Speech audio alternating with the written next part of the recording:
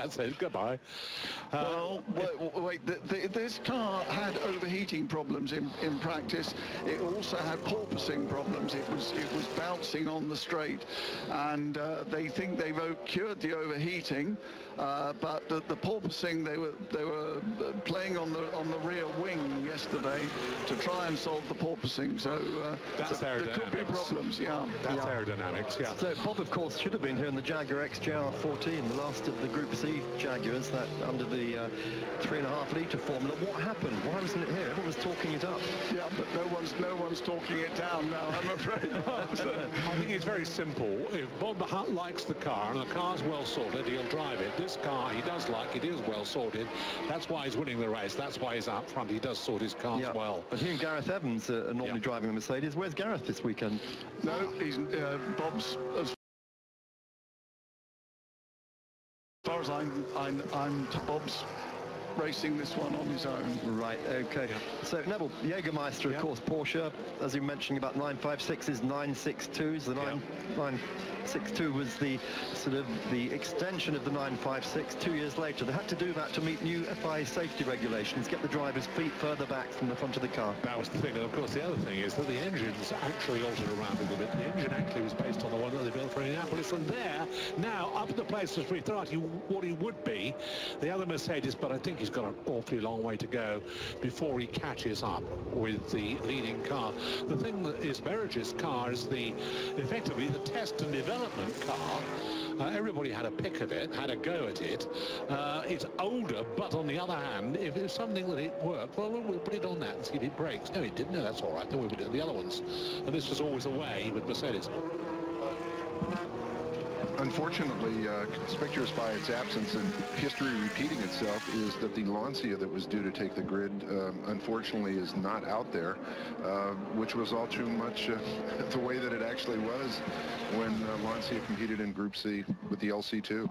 Yeah, they had a problem with Lancias. When they went, hello, something's just flown off. Now, what was that? I didn't see what it was, but it's off Berridge's car, and it looked I believe it looked like he hit a cone or a marker. Do you think it was just a cone or a marker? Yeah. Now, one other thing we must watch out for is the Nissan. Don't discount it. Folsch, Joachim Folsch, who's from Spanish, and his family have a very big collection of, I was told, minerals. And when you say minerals, as in diamonds, but he also has a large car collection.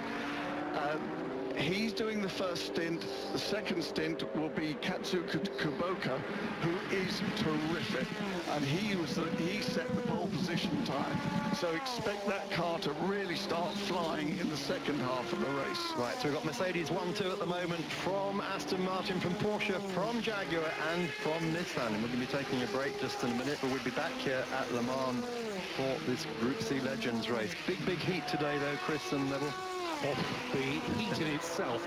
Fortunately, this time of day, it's not as hot as it's going to be for the 24-hour race. Yeah. These guys are going to have a few problems, but it's not that long.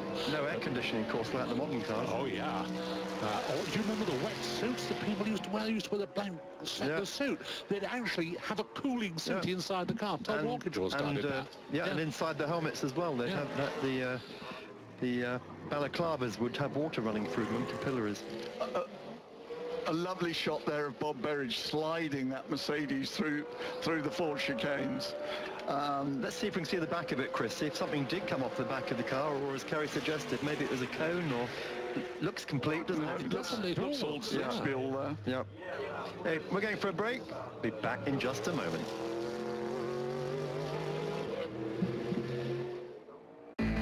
This morning at La Sarthe, and great fighting going on throughout the field, but Bob Berridge is making his race all his own again in that Mercedes out way ahead of the field, and that field includes Mercedes, Aston Martin, Porsche, Jaguar, Nissan and Spicer. We're just watching one of Ray Bellham's cars, and we've just also saw the Tic Tac Porsche going through the picture. That was a car raced in period by Jochen Dar, and of course Jochen bought a similar car back to Le Mans in 1994 when there was a loophole in the rules, and entered it as a GT car. Well, Porsche entered as a GT car, and Jochen Dauer made a lot of money out of that.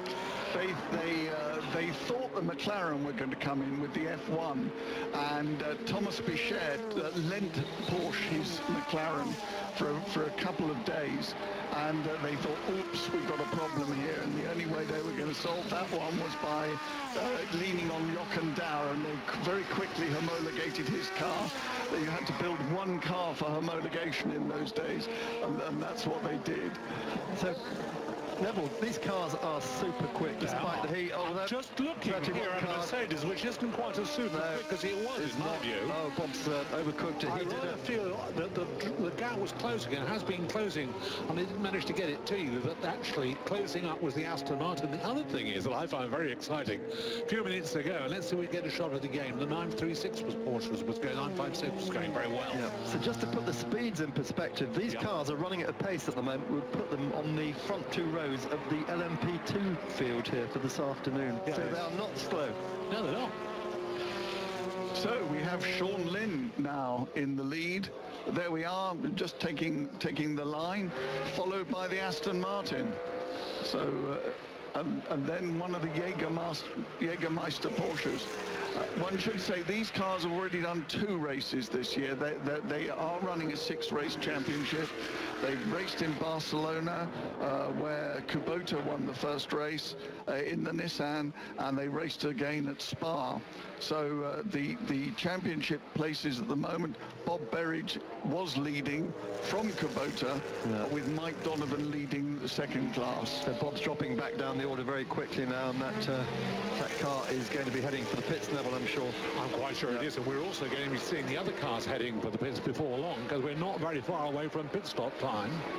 Yep, so that should cause a bit of fun. Mandatory stop. We're going to get Kerry Morse to talk us through the pit stops with you in a moment, as soon as they start making them. And Kerry, of course, seeing many Group C races here. Oh, a nice little beautiful move there. The 956 on the inside, the oldest of the Porsches there, slipped through almost a up-to-date manoeuvre. That wasn't it on the inside, beautifully controlled.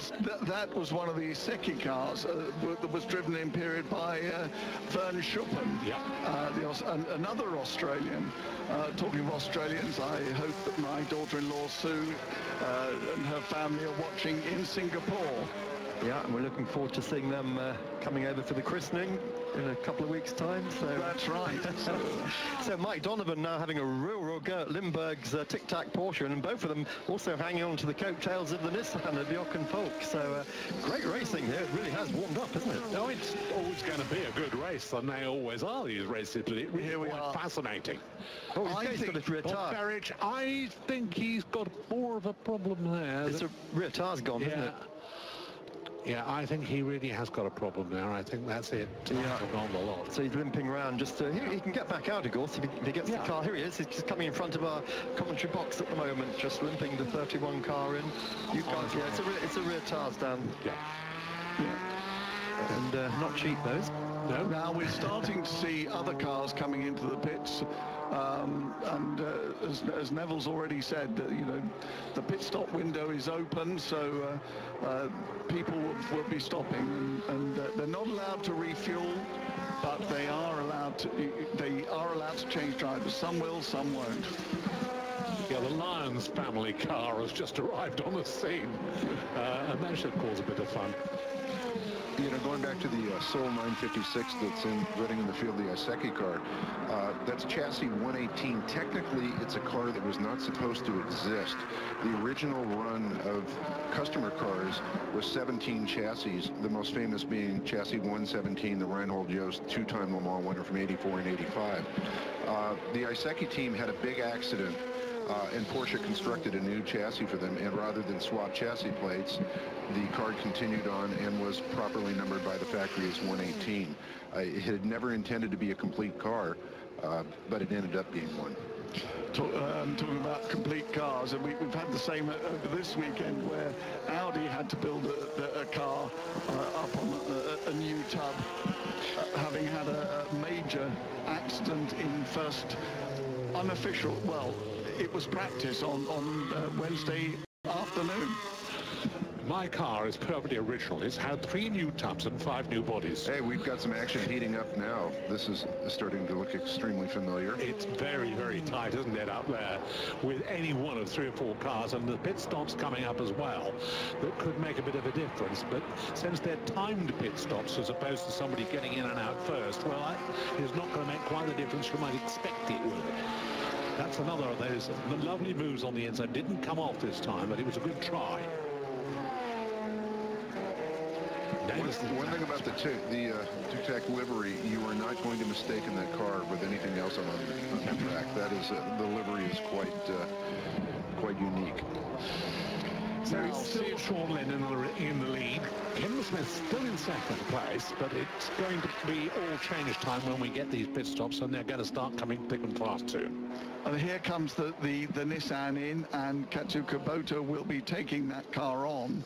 I thought that would be an early one. Someone cutting the Ford chicane there, but there won't be any penalty. Anyway. You will notice is that the curbing of the chicane has been built up this year. It's much higher, and the cars have got the drivers will really find out if they hit it. You know, one of the things that should be pointed out on this, Chris, is that the majority of the cars that are running out there, with the exception of the Mercedes and the Nissan, is that most of this field is made up of what I would refer to as pre-chicane cars. Yes. Yes. When we talk about chicane, well, this is a very good example. Sean Lynn going down Mulsanne, and he's coming into the second chicane. In the early 80s, there were no chicanes on Mulsanne. 3.5 mile blind, and the cars were doing 240 miles an hour. Very, very, very fast, much quicker than now. Pole position, 962.010, the Shell Dunlop car, 242 miles an hour. So there you are. And Reinhold Jost, who we know very well from Audi. I believe he runs Audis. Yes, yes. And Mark's just passed me a piece of paper. Roger Dorsey in the famous WM Peugeot, which was a 252 miles an hour. And it was built in a shed. And everything was taped up. There was no air ducts, no radiator ducts, and the car destroyed itself at the end of that. But they wanted the bragging rights because they were French. Here comes the Tic-Tac car then. At the moment, still running really well despite the heat here. 25 degrees outside now, we're told. That 33 car in the hands of Hendrik Lindberg, and it still looks great, doesn't it? We saw this car in period. Gorgeous. I mean, particularly at Norris Ring. That's why I always think of it. Yes, the Group C race at Norris Ring was always a very spectacular thing. In the German Championship, and one time the WEC went to the Norris Ring, and that was spectacular. Jochen Dow's hometown, of course. He was the leather king of Norris Ring. Yes. Yeah. Leather king of Norris Ring. And we're going for a break level. We're back in just a moment. Carry on with all these threads then. Don't go away. Well, you're back at Le Mans. You're with Eurosport. We're looking at the Group C Legends race, and at the moment what we're following, it was one of the Jaguars, the Bud Light Jaguars, which went racing at IMSA. Tom Walkinshaw, having cleaned up here at Le Mans with the Silk Cut Jaguars, took America by storm and won the Daytona 24 hours among other races. Kerry Morse is here with us. He's going to tell us all about that. But this car at the moment, Richard Eyre. Yeah, they moved on to the V6 engine in his car as opposed to the V12 that Jaguar used primarily here at Le Mans. Mark had mentioned about Jaguar basically making their U.S. debut in 1988. And after seeing how competitive the car was in, 89, that the engine was restricted down to 6 liters.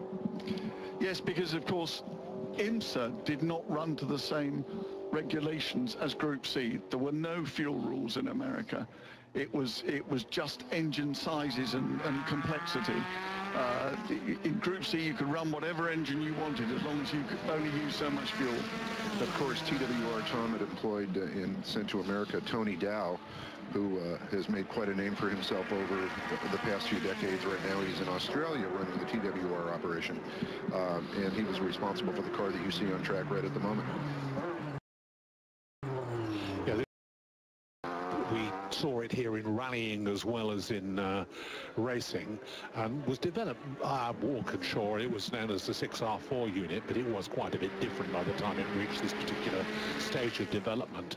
But they did actually run the V12s with 7 litres here at Le Mans. It gives you an idea of the difference in size, twice the size engine-wise. Oh, they made a beautiful noise. I mean, Jaguar presence in '88. I mean, that was the excitement that brought really the crowds back to Le Mans. I mean, the Brit invasion. It's interesting, as we see in the current period, that the larger engines can give you better fuel consumption, and that's what Tom Walkinshaw saw with the 4 litre and with the 7 litre, and both Toyota and Audi have gone for larger engines this year. Well, as the pit stops are rolling out, and I've just seen, in fact, the leading car, which you perhaps didn't see because we weren't to pitch, we were still looking at the Jaguar. He is making his stop now, and very shortly we will be seeing how things are working out in the latter part of this race with all the driver changes over, and I think it's going to narrow the gap. The times that are running or flashing on the screen here, though, everybody is, you know, within a reasonable window, certainly of competitiveness. A lot will depend on who your number 2 driver change will be. Yeah. Well, we know that, we believe anyway, that we've got a Japanese gentleman who is... we see the AMR1. Actually, that was when Aston Martin, I believe Peter Libanos had backed, had funded most of the operation. Yes, we're looking at the timing screen, and Bob Berridge has still got the fastest lap by a long distance, and he's now dropping down, and he's in 17th place, and he's actually in the pits. I think they've stopped that car, but he's out. But the others are all lapping over 4 minutes. Just over 4 minutes, and Bob Berridge did a 3:46. Well, Max Welty is here, who was with part of the Sauber Mercedes operation, as you well remember, and perhaps we could he could join that Berridge and see exactly what the problem is. So, has anyone noticed the Mazda lately? No, and it's showing very low on the screen. Pity, because that car, we're now being told it's stopped out on the circuit. I was going to say, I've not heard it for some considerable time, and I don't think it's ever featured. They changed the engine overnight, and obviously didn't work as they hoped it would. We're now looking at Mike Donovan in the Spice, and he is chasing the Nissan. So watch these two. They are...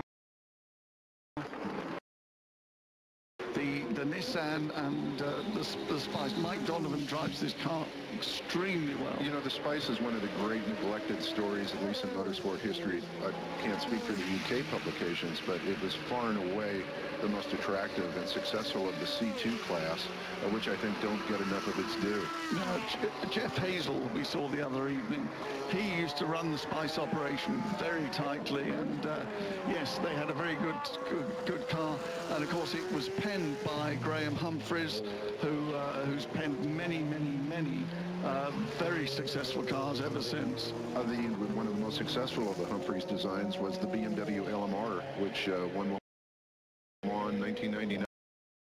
Want to know a bit more about Gordon Spice? His autobiography is something you should buy. It's quite fun. And going back to Graham Humphreys, one of his current cars is the Bentley, is the GT3 Bentley, which is doing so well, and Graham's involved in that program. Jeff Hazel, as you know, had then later, after leaving Spice, ended up at McLaren and was responsible basically for the F1 GTR when Ron said, well, we're going to go racing, and Hazy just gave him a look like, oh, God.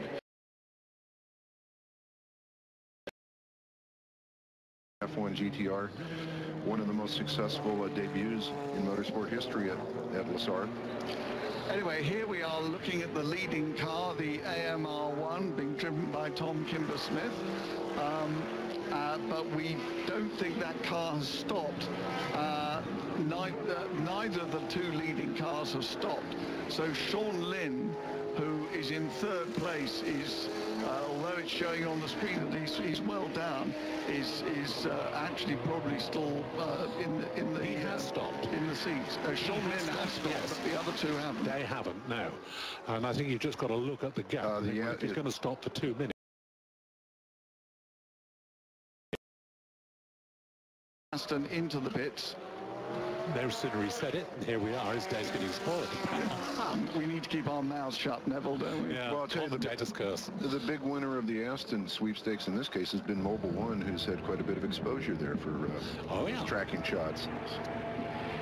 Mobil, of course, are very involved with the Porsche program. You know, you brought up about an engine displacement. Well, remember, Porsche went the other way, though. We're talking 4 cylinders for the new LMP1. Well, I'm quite fascinated by that Porsche now at the moment that's fighting and fighting very, very hard, because that's the car that I drew your attention to a little bit earlier on, which is the 956.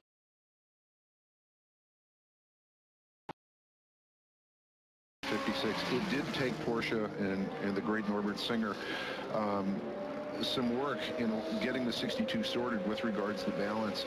Drivers who have driven both cars will tell you that the 56 in its purest form was a very well balanced, very easy car to drive. Yep. And it was primarily as what Porsche had done at the time. You start with Le Mans first and work backwards towards the other races. Yes, and of course the 956 was the first monocoque that Porsche ever built. Their first go at it. And Norbert Singer, who's here today. In his ACO capacity, I might add.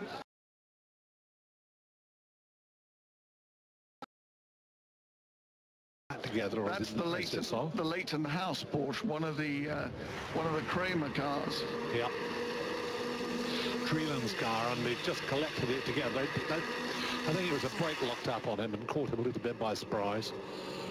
Just twisted it 180 degrees. Yeah, Mark's showing us that the car that's now leading has not stopped. That would be the 956 I second. Yeah, well, that's after 7 laps, so he's broken the regulations. So I don't think he's going to. His place is in doubt, shall we say? Well, let's put it this way. Okay, by regulations, if I'm out there, you get. Fine me, throw me out, I'm done as a vintage racer. Come on, this is it. This is your Andy Warhol 15 minutes, pal. Yeah, he's certainly getting his 15 minutes. Absolutely. Give us a kiss and call it Christmas. There we go. Listen, I just been handed, remember, you can get on the podium, but we're going to take it away after. Fine. So we're back to the IMSA Jaguar there, the 3.5-litre Richard Air car. Coming through the Porsche curves, where we've had so much trouble in the main race. So many cars have gone off there. I understand that they had changed some of the curbing in the Porsche curves.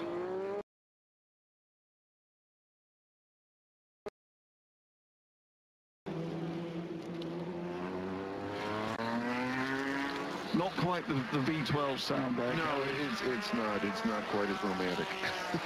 But it was fast. I can tell you that certainly on the circuits in America, you were able to get the power down. Didn't have the torque of the 12, but it did prove to be a winner. And of course, at that time, they were competing against Nissan. So we have the Porsche out front with Kempish in it.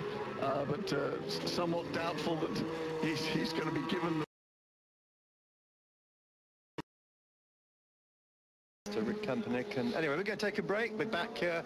Still 3 laps to run in the Group C Legends race here from the Le Mans 24 Hours of 2014.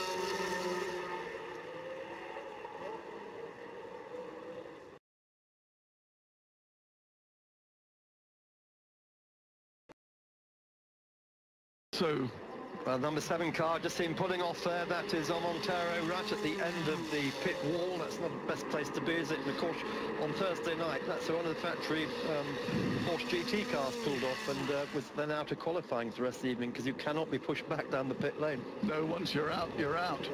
So there's a very good battle going on here between Dansenberg in the Jägermeister Porsche, Richard Eyre in the Bud Light Jaguar, and Katsuka Boka in the Nissan.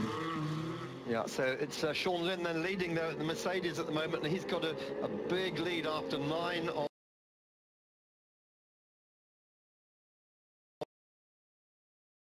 second for Aston Martin, and that'll be a nice little fillip for Aston in the main race, Neville. Yes, definitely. As far as they're concerned, they must be quite pleased with that. There's no doubt about it that having got his pit stop right and everything as well, Sean Lynn took over the lead once again and is comfortably out there now with Kimber Smith second.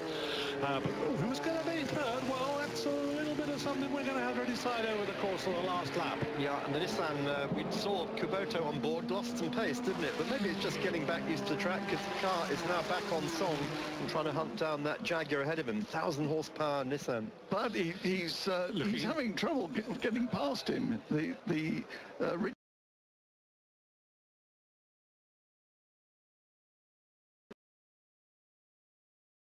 He's having to go now as they come up towards the line. Got the right line underneath there. A bit of luck and deal of pity. I think he's going to take the place.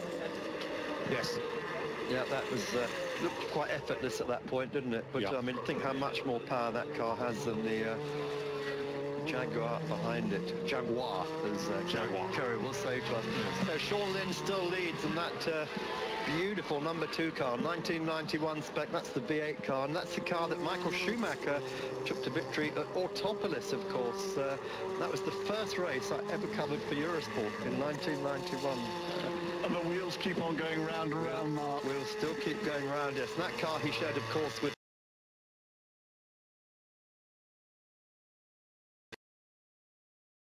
Frentzen and Michael Schumacher and Carl Wendlinger said, would you let these young men drive your Mercedes? Well, they did, and Jochen Mass was the mentor for them, and they took that win at Autopolis. Here it is. And does it look fabulous in the lovely sunlight here at Le Mans today? So Tom Kimber-Smith still second for Aston Martin, de Sadenburg third for Porsche, and Kubota, as we've just seen, taking up 4th place for Nissan. But never like he's left it too late to try and catch up the Porsche ahead. Yeah, we're watching that leading Merc. I can remember actually Michael spinning the Porsche here at Le Mans.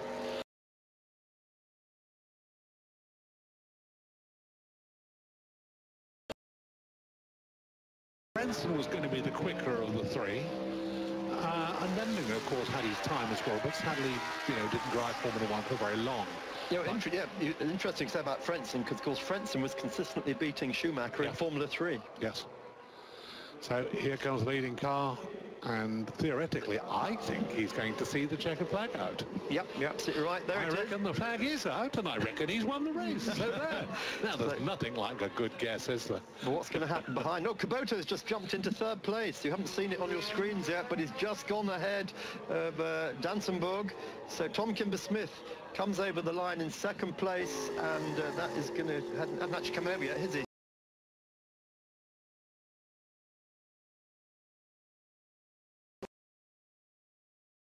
So he's got a little bit of a racer's edge over the rest of the field, doesn't he? He's had more track time. Don't put his head down for a few hours now before he gets back in the car. And he's taking now that is one of the Group C Jaguars that he's overtaking. First time we've seen it in the race. With the V12. He's obviously got a problem because he's limping home. But and the other car you haven't seen on screen is the Rothmans Porsche of Montero, isn't it? That one, was it Lendoudou's?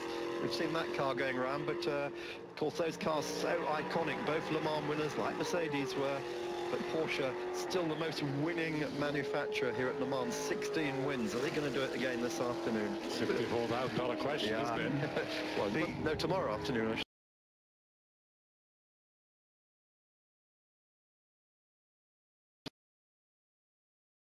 I've shown in, have just got so much more modern day 2014 performance than the rest of these cars. They are. You can see it from. I mean, the Aston is from another era. Yep. Really, to the Mercedes. So across the line, Neville comes, proudly showing that the Scottish Saltire on the side in memory of David Leslie. Yeah, David, one of the really nice guys from Mad Racing, suddenly lost his life in a flying accident. Yeah, of course, a colleague of ours here in the commentary box many times, as well as his great racing exploits, and still very much missed by everyone. Yeah, along with Richard Lloyd. Yeah, Rich.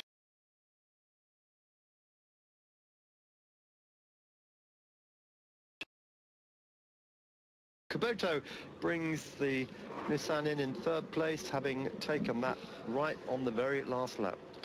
Unfortunately, he can't. The lock on the car is not good enough for him to get back into the paddock, but he'll get there in the end. He's just proved it's got a reverse gear. So we don't yet know what happened to Bob Berridge, but we did see there was some probably tyre damage and maybe suspension damage. There is the Rothmans Porsche now, driven by Christos. And he's a Greek shipping man like our old friend Kostas Loss, who used to drive Group C in the 1980s. And Kostas is no doubt listening as we talk down in Monaco.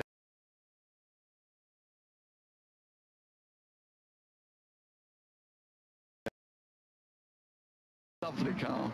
You know, on that Rothmans car that they had just shown, it should be noted that that is the only one running the proper Le Mans bodywork of all the Porsches in this race.